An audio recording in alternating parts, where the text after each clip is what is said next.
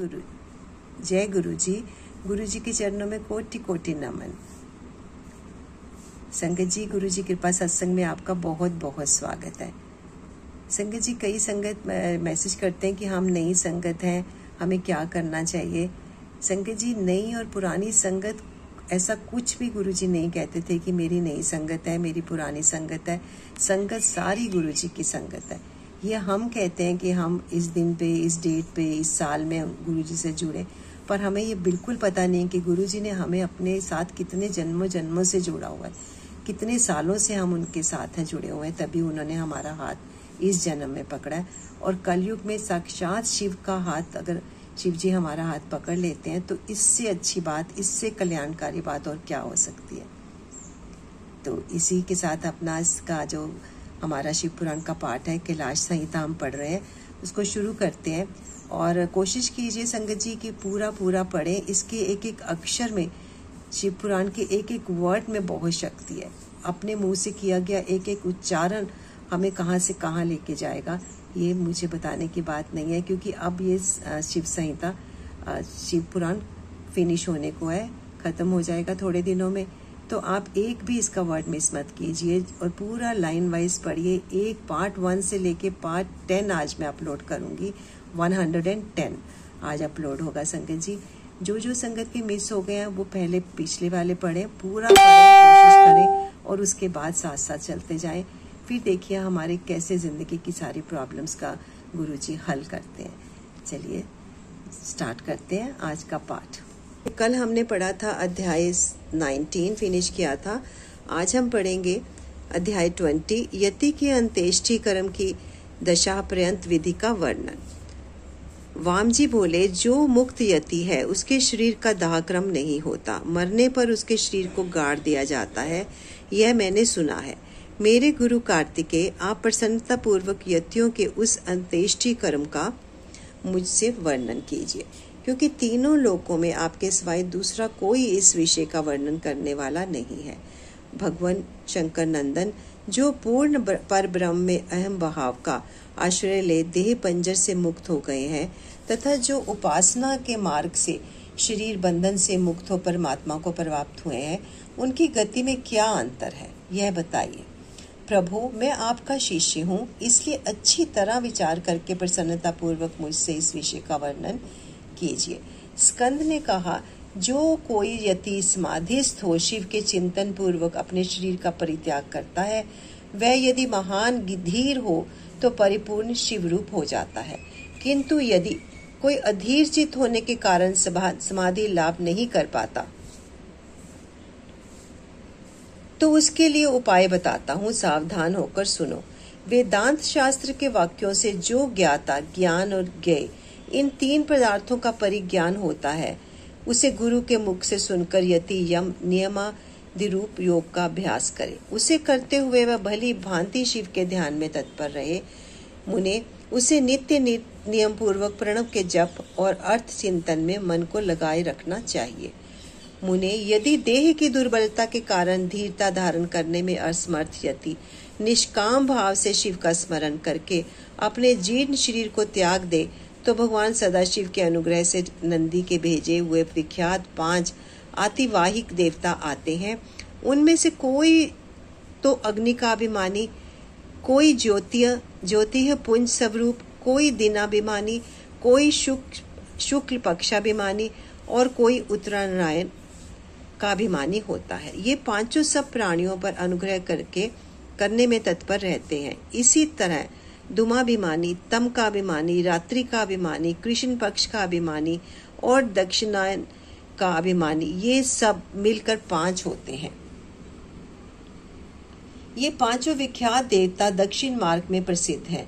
महामुने वामदेव, अब तुम उन सब देवताओं की वृत्ति का वर्णन सुनो। कर्म के अनुष्ठान में लगे हुए जीवों को साथ ले वे 5 देवता उनके पुण्यवश स्वर्ग लोक को जाते हैं और वहां यथोक्त भोगों का उपभोग करके वे जीव पुण्य क्षीण होने पर पुनः मनुष्य लोक में आते हैं और पूर्वज जन्म ग्रहण करते हैं। इनके सिवा जो उत्तर मार्ग के 5 देवता हैं, वे भूतल से लेकर ऊर्ध्व लोक तक के मार्ग को 5 भागों में विभक्त करके यति को साथ ले क्रमशः अग्नि आदि के मार्ग में होते हुए उसे सदाशिव के धाम में पहुंचाते हैं। वहां देवादिदेव महादेव के चरणों में प्रणाम करके लोकानुग्रह के कर्म में ही लगाए गए वे अनुग्रहहार देवता उस सदाशिव के पीछे खड़े हो जाते हैं। यति को आया देख देवादिदेव सदाशिव यदि वह विरक्त हो तो उसे महामंत्र के तात्पर्य का उपदेश दे गणपति के पद पर अभिषेक करके अपना ही समान शरीर देते हैं। इस प्रकार सर्वेश्वर सर्व नियंता भगवान शंकर उस पर अनुग्रह करते हैं, उसे अनुग्रहित करके निश्चल समाधि देते हैं। अपने प्रति दास्य भाव की फल स्वरूपा तथा सूर्य आदि के कार्य करने की शक्ति रूपा ऐसी सिद्धियां प्रदान करते हैं जो कहीं अवरुद्ध नहीं होती। साथ ही वे जगत गुरु शंकर उस यति को वह परम मुक्ति देते हैं जो ब्रह्मा जी की आयु समाप्त होने पर भी पुनरावृत्ति के चक्कर से दूर रहती है। अतः यदि स्मिष्टिमान संपूर्ण ऐश्वर्य से युक्त पद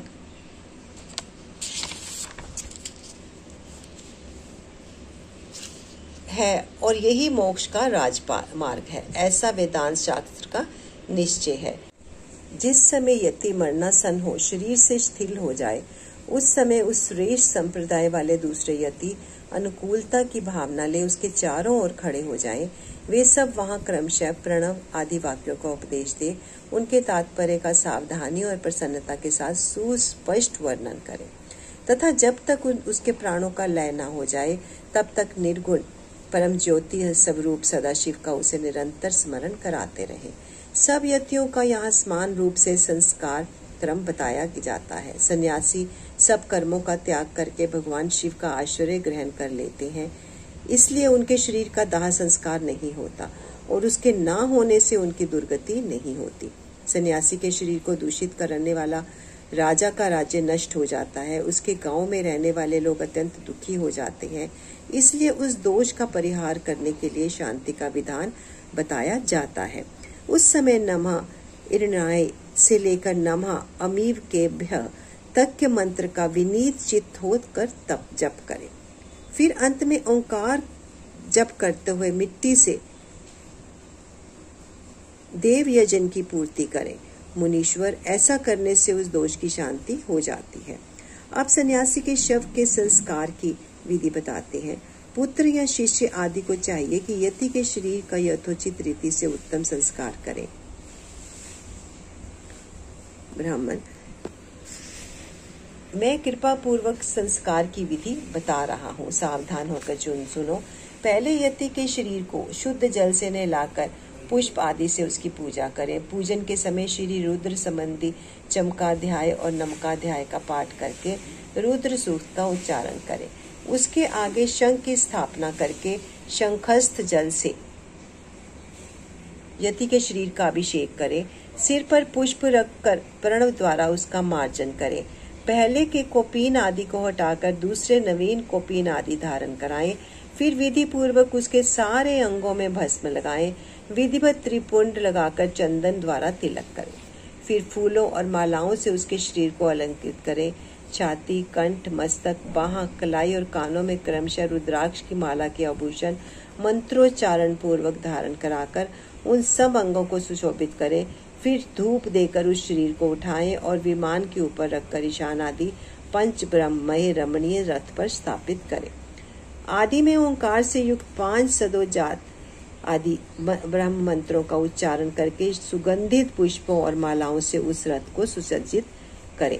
फिर नृत्य, वाद्य तथा ब्राह्मणों के वेद मंत्रोच्चारण की ध्वनि के साथ ग्राम की प्रदक्षिणा करते हुए उस प्रेत को बाहर ले जाएं। तदंतर साथ गए हुए वे सब यति गांव के पूर्व या उत्तर दिशा में प्रविष्ट स्थान में किसी पवित्र वृक्ष के नीचे देव यजन यानी गड्ढा खोदे। उसकी लंबाई सन्यासी के दंड के बराबर ही होनी चाहिए। फिर प्रणव तथा व्याहति मंत्रों से उस स्थान का प्रोक्षण करके वहां क्रमशः शमी के पत्र फूल बिछाएं। उनके ऊपर उत्तराग्र कुश बिछाकर उस पर योग पीठ रखें। उसके ऊपर पहले कुश बिछाएं। कुशों के ऊपर मृगचर्म तथा उसके भी ऊपर वस्त्र बिछाकर प्रणव सहित सदोजात आदि मंत्र पंच ब्रह्म मंत्रों का पाठ करते हुए पंच गव्यों द्वारा उस शव का प्रोक्षण करें। तत्पश्चात रुद्र सूक्त एवं प्रणव का उच्चारण करते हुए शंख के जल से उसका अभिषेक करके उसके मस्तक पर फूल डालें। शिष्य आदि संस्कार करता पुरुष वहां गए हुए मृत यति के अनुकूल भाव रखते हुए शिव का चिंतन करता रहे। तदंतर ओमकार का उच्चारण सब स्थित वाचन करके उस शव को उठाकर गड्ढे के भीतर योगासन पर इस तरह बिठाए जिससे उसका मुख पूर्व दिशा की ओर रहे। फिर चंदन पुष्प से अलंकृत करके उसे धूप और गुगल की सुगंध दे। इसके बाद विष्णु हव्यमेन्दम रक्षसु ऐसा कहकर उसके दाहिने हाथ में दंड दे और प्रजापते न तव देतान्य न्यो इस मंत्र को पढ़कर बाएं हाथ में जल सहित कमंडलू अर्पित करें। फिर ब्रह्म यज्ञानम प्रथम इस मंत्र से उसके मस्तक का स्पर्श करके दोनों बाहों के स्पर्श पूर्वक रुद्र सूक्त का जप करे। तत्पश्चात नो महांत मुत इत्यादि 4 मंत्रों को पढ़कर नारियल के द्वारा यति के शव के मस्तक का भेदन करें। इसके बाद उस गड्ढे को पाट दें। फिर उस स्थान का स्पर्श करके अनन्य चित से 5 ब्राह्मणों का जप करें। तदंतर यो दिनानम प्रथम पुरस्तात से लेकर तस्य प्रकृति लीनस्य यह परः स महेश्वरः तक महानारायणो उपनिषद के मंत्रों का जप करके संसार रूपी रोग के भेषज सर्वज्ञ सर्वतंत्र तथा सब पर अनुग्रह करने वाली उमा सहित महादेवी का चिंतन एवं पूजन करें। पूजन की विधि इस प्रकार है। 1 हाथ ऊंचे और 2 हाथ लंबे चौड़े एक पीठ का मिट्टी के द्वारा निर्माण करें। फिर उसे गोबर से लीपें। वह पीठ चकोर होना चाहिए। उसके मध्य भाग में उमा महेश्वर को स्थापित करके गंध अक्षत सुगंधित पुष्प बिल्व पत्र तुलसी दलों से उनकी पूजा करें। तत्पश्चात प्रणव से धूप और दीप निवेदन करें। फिर दूध और हविष्य का नैवेद्य लगाकर 5 बार परिक्रमा करके नमस्कार करें। फिर 12 बार प्रणव जप करके प्रणाम करें।